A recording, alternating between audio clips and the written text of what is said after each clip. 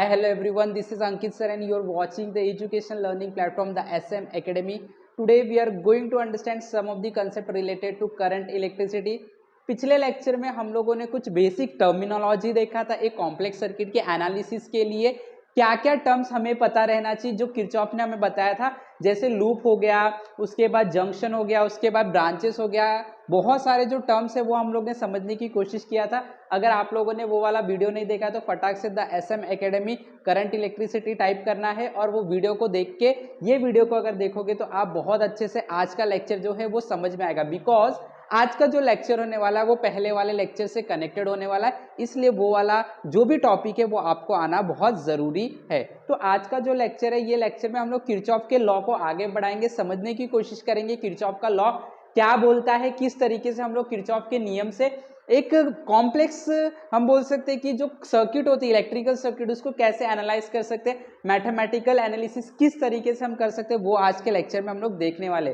तो ये लेक्चर बहुत इंपॉर्टेंट होने वाला है, आपको इस लेक्चर को लास्ट तक देखना है और साथ में ही नोट्स भी बनाना शुरू कर देना है और जब लेक्चर आप देख लोगे तो आपको एक बार प्रैक्टिस भी खुद से करना है। So now without wasting our time let us begin. Now we are going to see some of the concept which is related to Kirchhoff's law. तो हमने लूप को समझा था, हम लोग ने जंक्शन को समझा था, हम लोगों ने ब्रांच को समझा था, राइट। अब हम लोग देखते हैं कि ये तीनों टर्म को समझने के बाद किस तरीके से एक कॉम्प्लेक्स इलेक्ट्रिकल सर्किट में हम लोग मैथमेटिकल एनालिसिस कर सकते with the help of Kirchhoff law. तो किरचॉफ ने हमें दो लॉ दिए थे। सबसे पहला जो होता है उसको हम लोग बोलते हैं किरचॉफ्स करंट लॉ। तो यहां पे मैं लिख दूंगा किरचॉफ्स करंट लॉ, या तो इसे फर्स्ट लॉ भी बोलते हैं, ठीक है, करंट लॉ। अब किरचॉफ का करंट लॉ हमें क्या बताता है? किरचॉफ का करंट लॉ हमें ये बोलता है कि जो जंक्शन होता है, जंक्शन की एक खास क्वालिटी होती है, जंक्शन का एक खास कैरेक्टरिस्टिक होता है, जंक्शन के पास खास एक प्रॉपर्टी होता है और ये प्रॉपर्टी वो है कि जितने भी करंट जंक्शन पे आते सारे के सारे करंट को जंक्शन रिटर्न भेज देता है। रिटर्न भेज देता है मतलब कोई भी रास्ते से भेज सकता है, लेकिन जितने भी करंट जंक्शन पे आएंगे जंक्शन वो करंट को भेज देता है आगे की तरफ, जंक्शन करंट को अपने पास नहीं रखता है।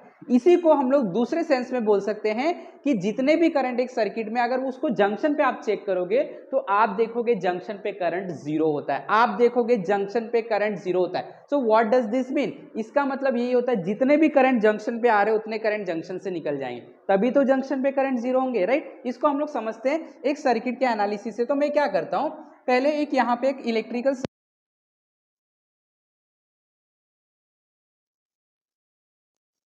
For complex circuit only, right. तो हम लोग एक कॉम्प्लेक्स सर्किट बना लेते हैं। तो मैं यहाँ पे क्या करता हूँ, एक पावर सप्लाई लगा देता हूँ। ये आपके पास एक पॉजिटिव और एक नेगेटिव टर्मिनल है, पावर सप्लाई हो गया ये, क्लियर।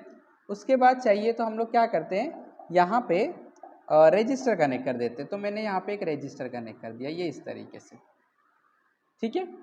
वापस से हम क्या करते हैं, यहाँ पे भी एक पावर सप्लाई कनेक्ट कर लेते हैं। मैं यहाँ पे एक पावर सप्लाई कनेक्ट कर लूँगा, लाइक ये मैंने पावर सप्लाई कनेक्ट कर लिया और मैं अब यहाँ पे एक रजिस्टर भी कनेक्ट करूँगा, ठीक है। मैंने रजिस्टर भी कनेक्ट कर लिया है। अब हम लोग इसको आगे समझने की कोशिश करें और यहाँ पे भी एक रजिस्टर कनेक्ट कर लो। ये नाम दे देते हैं कुछ, ठीक है। सर्किट को एक नाम देना पड़ेगा, प्यारा सा अच्छा सा नाम दे देते, ABCDE, चलेगा, ये हम लोग ने नाम दे दिया। अब हम क्या करते हैं, जितने भी हमारे पास सेल है उसको भी नाम दे देते, जैसे ये E1 हो गया, ये E2 हो गया, ये R1 हो गया आपका, ये R2 हो गया रजिस्टर, ये R3 हो गया, ठीक है। अब सबसे पहले क्या करना है, आपको जंक्शन पहचानना है। इसके ऊपर हम लोग किरचॉफ के करंट लॉ को देख रहे हैं। आपको पता है जंक्शन वो पॉइंट होता है जहां पे 3 से ज्यादा रास्ते होते हैं। तो आप देख सकते हैं ये एक जंक्शन है और दूसरा जंक्शन आपको सर्किट में ये दिख रहा है। 3 से ज्यादा रास्ते होते हैं, 3 से ज्यादा रास्ते होते हैं, तो 1 2 3, 1 2 3। अब हम लोग ने इसके बाद क्या सीखा है, हम लोग ने इसके बाद ये भी सीखा है कि जो भी करंट आएगा वो सेल के पॉजिटिव टर्मिनल से मिलेगा। तो सेल का पॉजिटिव टर्मिनल यही है, सेल का पॉजिटिव टर्मिनल ये, तो यहाँ से करंट निकलेगा, मान लो I1 करंट निकलेगा और यहाँ से जो करंट निकलेगा मान लेते I2 करंट, क्लियर। उसके बाद हम लोग ने ये भी देखा था कि जो भी करंट जंक्शन पे आएगा उतना करंट जंक्शन से निकल जाएगा। तो जैसे आप देख सकते हैं ये एक जंक्शन है, यहाँ पे जंक्शन पे I1 करंट आया, I2 करंट आया, किरचॉफ का लॉ क्या बोलता है, जितने करंट जंक्शन पे आएंगे उतने करंट जंक्शन से निकल जाएंगे। तो देखो ये I1 करंट है, I2 करंट है, अब ये जंक्शन पे I1 और I2 करंट आ रहा है, तो जंक्शन से निकलेगा कितना, पूरा का पूरा निकल जाएगा I1 प्लस I2, एक भी करंट जंक्शन पे नहीं रहेगा। तो I1 करंट आया जंक्शन पे, I2 करंट आया जंक्शन पे, और निकलेगा कितना, I1 प्लस I2 सब निकल गया, तो जंक्शन पे करंट कितना बचा, 0 बचा। यही किरचॉफ का लॉ है। तो किरचॉफ का लॉ क्या बोलता है, जरा ध्यान से देखना। किरचॉफ का लॉ हम लोग को ये बोलता है sum of all the incoming current, जितने भी इनकमिंग करंट आ रहे एग्जैक्टली तो इक्वल होता है जितना आउटगोइंग करंट होंगे, जितने करंट बाहर निकल जाएंगे जंक्शन से। तो मैं इसको ऐसे लिखूंगा, all the incoming current, sum ही रहेगा वो एक्चुअली, जितने भी करंट आ रहे, all the incoming current at a junction, कहां पे आना चाहिए, जंक्शन पे, at a junction is always equal, is always equal to, किसके बराबर रहता है, आउटगोइंग करंट के, जितना करंट निकल रहा है, is always equal to outgoing current, outgoing current from the junction, outgoing current from the junction. ये हमारा किरचॉफ का फर्स्ट लॉ है, इसी को बोलते हैं Kirchhoff current law. Clear, okay. अब देखो जरा ध्यान से, एक और चीजें हमने सीखा था, सेम ब्रांच में करंट सेम होता है, तो ये जंक्शन है, ये जंक्शन है, ये पूरा एक ही ब्रांच है, तो यहाँ पे भी करंट जितना यहाँ पे दिख रहा है उतना ही दिखेगा I1, यहाँ पे भी करंट उतना ही होगा, यहाँ पे भी करंट उतना ही होगा, ये भी एक ही ब्रांच है, जंक्शन जंक्शन के बीच का रास्ता है, तो सेम ब्रांच में करंट सेम होता है। यहाँ पे I2 करंट है तो यहाँ पे भी I2 करंट दिखेगा। ये वाला एक ब्रांच है, यहाँ पे I1 प्लस I2 दिख रहा है, तो यहाँ पे भी आपको I1 प्लस I2 दिखेगा, यहाँ पे भी आपको I1 प्लस I2 दिखेगा, यहाँ पे भी आपको I1 प्लस I2 दिखेगा। अच्छा, ये वाला जंक्शन पे भी देख लेते हैं क्या ये वाला नियम काम कर रहा है, करना ही चाहिए अगर वो जंक्शन का रूल है तो ये वाले जंक्शन पे देखो कितना करंट आ रहा है, पहले इनकमिंग करंट को देखेंगे। ये जंक्शन पे करंट आ रहा है I1 plus I2।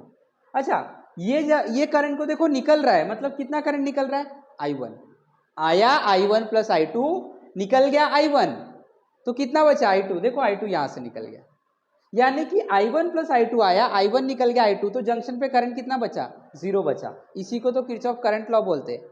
Some of all the incoming current at a junction is always equal to all the outgoing current from the junction, या तो आप ऐसा बोल सकते हैं sum of all the current at a junction, junction पे जितना भी करंट आ रहा है सबका जब एडिशन करोगे वो 0 हो जाता है, ऐसा भी आप बोल सकते हैं। इसको भी हम लोग समझने की कोशिश करेंगे क्या था, ठीक है। तो ये एक एग्जाम्पल लेते हैं हम लोग, जरा ध्यान से देखोगे आप लोग। मान लो आपके पास यहाँ पे एक जंक्शन है, क्या है ये, जंक्शन। अब मान लेते हैं हम लोग एक हमारे पास करंट आ रहा है, ये जंक्शन है, मतलब बहुत सारे इसके पास रास्ते होंगे, एक वायर ये रहा, एक वायर ये रहा, एक वायर ये रहा, एक वायर ये है, एक वायर ये, ठीक है, ऐसे मैंने वायर बना दी। मान लो ये वाला आ रहा है करंट, इसका नाम I1 दे देता हूँ, ये भी करंट आ रहा है, इसका नाम I2 दे देता हूँ, ये भी करंट आ रहा है I3, ये जा रहा है I4, और ये भी जा रहा है I5। क्लियर। अब देखो जरा ध्यान से, इसको हम लोग ऐसे बता सकते हैं किरचॉफ के नियम के हिसाब से, जितना इनकमिंग करंट है उतना आउटगोइंग। देखो पहले मैं इनकमिंग करंट की बात करूंगा, इनकमिंग करंट ये एग्जैक्टली इक्वल होगा किसके, आउटगोइंग करंट, तो यहां पे लिख देता हूं आउटगोइंग करंट, चलेगा।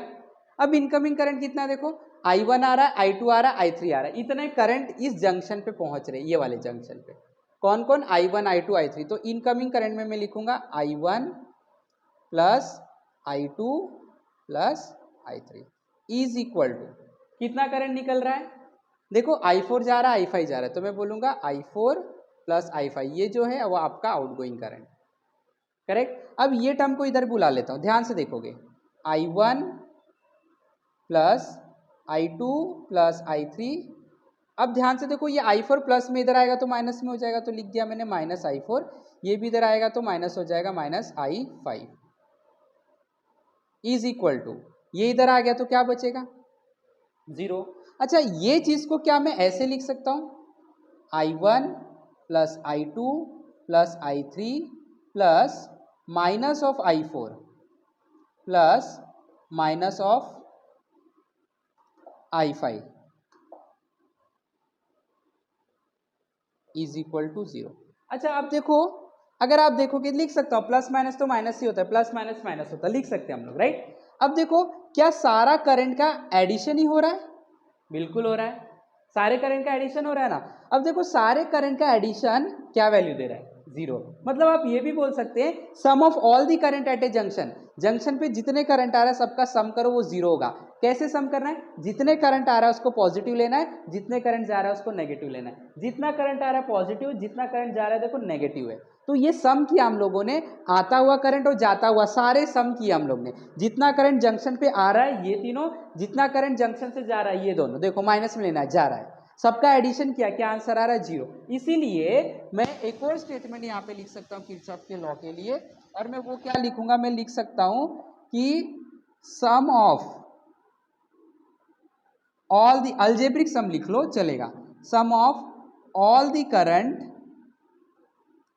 एट ए जंक्शन, जंक्शन पे इज ऑलवेज इक्वल टू 0। और ऐसे लिख सकते sum of I is equal to 0। ये हमारा क्वेश्चन हो गया।